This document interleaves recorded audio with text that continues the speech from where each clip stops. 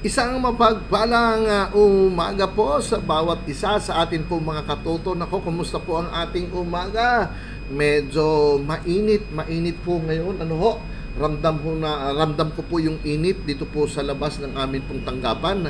At nako, mainit po sa umaga. Pagdating naman po sa hapon ay ngayon biglang uulan. Nako, yun po talaga ang ating panahon. Hindi mo mawari, hindi mo maintindihan pagkatapos ng mahabang tag-init. Ngayon naman ay tag-ulan at pasalamat po tayo dahil kahit na umuulan, wala naman po tayong nababalitaan na may mga binabaha sa ngayon sa ngayon. Kaya nako talaga naman. Anyways mga katuto, tayo po yung nagbabalik po muli sa atin pong usapang baranggayan. At ngayon po ang atin pong tatalakayin ay may kinalaman po sa katarungang pambarangay. Ano po itong katarungang pambarangay? Ito po isang institusyon o sistema na kung saan ay nagkakaroon po ng mga pag-uusap sa barangay, nagkakaroon po ng dispute, paghaharap ng mga disputes, mga issues, mga concerns, mga hinaing, mga problema ng magkakabarangay. Andoon po yung mga hindi pagkakaunawaan, hindi po pagkakaintindihan. Ang katarungang pambarangay o ang lupong tagapamayapa ang siyang humahawak po rito. Ang katarungang pambarangay sa lokal, sa nasyonal, ito po ang tinatawag na judiciary o ito po ang ating Korte Suprema o ang ating mga hukom, mga huwis.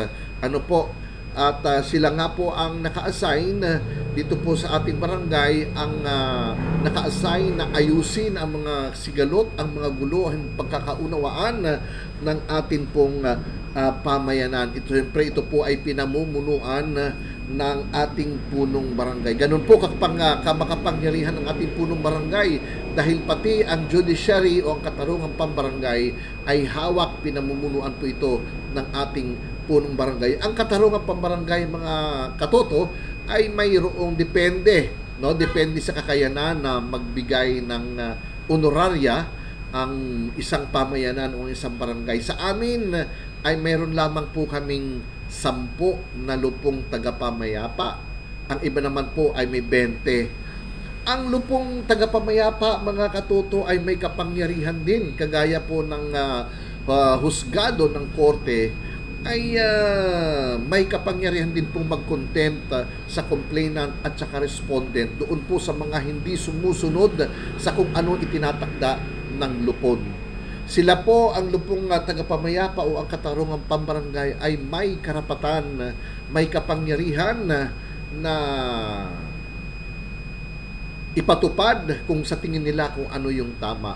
Ang pagharap po sa katarungang pambarangay o sa lupong tagapamayapa sa loob po ng 15 araw pagkatapos po na mag-complaint ang complainant sa barangay na nakatala po sa logbook, yun naman po ay mayroong filled upan na form. Ito po yung sumbong form na siya naman pong iaakyat sa lupon upang tingnan kung ano ang kaso, kung alamin kung anong problema, at pagka nakuha na po, tsaka mag-i-issue ng summon sa complainant o sa respondent upang sila ay itakda sa kanilang paghaharap, sa kanilang pag-uusap sa tamang araw at saka sa tamang oras.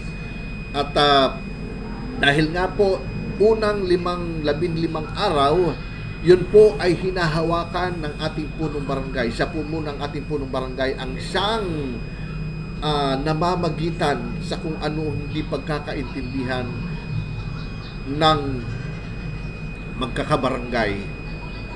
At sa loob ng 15 araw, pwedeng matapos, masettle ni Kap. Pwede naman pong hindi niya masettle at kinakailangan po niyang ibaba sa lupong tagapamayapa upang siya namang humawak sa kaso sa kung anong issue mayroon ang isang mamamayan. At sa loob din po ng 15 araw ay hahawakan po yan ng ating lupong tagapamayapa ng 3 beses o mahigit pa hanggat sila po ay magkasundo at magkaintindihan at magkapatawaran at maplansya kung anong gusto meron. At kung hindi naman po sumang-ayon ang magkabilang panig, ang complainant at ang respondent, then that's the time na mag-i-issue po ang lupong tagapamayapa ng isang Certificate to File Action o yung tinatawag na CFA, upang ang complainant, kung hindi siya na-satisfy, hindi sila nagkasundo sa lupong tagapamayapa o sa katarungang pambarangay, pwede nyo po yung idulog sa mas mataas na hukuman o kung saan niya po gustong dalhin. Kung gusto po niyang dalhin sa pulis, pwede nyo pang dalhin yan. Kung gusto niya pong dalhin sa ibang ahensya ng gobyerno po pwedeng duminig sa kanyang issue, sa kanyang concern, ay pwede nyo pong iharap yan. Dala po ang Certificate to File Action. Sabi ko nga po kanina, pwede rin pong mag-contempt ang lupong tagapamayapa kung halimbawa ang magkabilang panig ay hindi sumusunod, ay hindi nakikinig, ay ayaw magpaawat sa kabila ng ito po ay dinidinig na, pwede niyang i-contempt kung sino man po sa kanila. Pwede rin po kung sakaling natapos ang tatlong beses o maraming beses pagharap sa lupon at hindi nagkasundo at nakitaan ng hindi magandang pag-uugali ang respondent, isa sa mga pwedeng gawin ng lupon ay kung ito naman po ang magreklamo, ay pwede nilang hindi dinggin, hindi nila aksyonan, hindi nila tanggapin kung anumang hinaing meron. Nangyayari po ito sa aktual na experience ho namin. Nangyayari po ako yung complainant, yung respondent, ay ayaw sumipot. Nagharap kami kay kapitan, nagharap kami sa lupon, ayaw sumipot. Ngayon, hindi inaasahang pangyayari, itong respondent ngayon ang nagkaroon ng problema. May hinanakit siya, may hinaing siya dito sa kanyang kaibigan, dito sa kanyang kapitbahay. So dudulog siya ngayon sa lupon, magrereklamo. Ngayon dahil may bad record, na contempt itong respondent, o pwedeng tanggihan ng mga lupon ang kanyang kaso. Nakaraan, ikaw ang respondent, hindi ka humaharap. Ngayon, ikaw ang may complaint. Gusto mong harapin kita, gusto mong pagbigyan ko kung ano ang reklamo mo, pakinggan ko ang reklamo mo. So, pwede hong ganon. Pwede hong pagsabihan ang respondent o kung sino man na medyo hindi sumusunod, ayaw makinig sa atin pong mga lupon.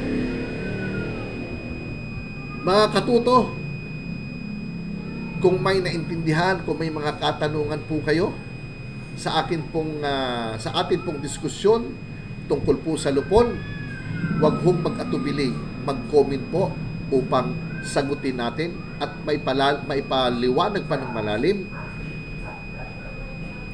kung anong issue na sa tingin po ninyo naglalaro sa inyong isipan. Okay po ba? So muli, maraming salamat po sa inyong pagsama sa akin dito po sa ating talakayan sa Barangayan. Maraming salamat po. Magandang umaga sa ating lahat.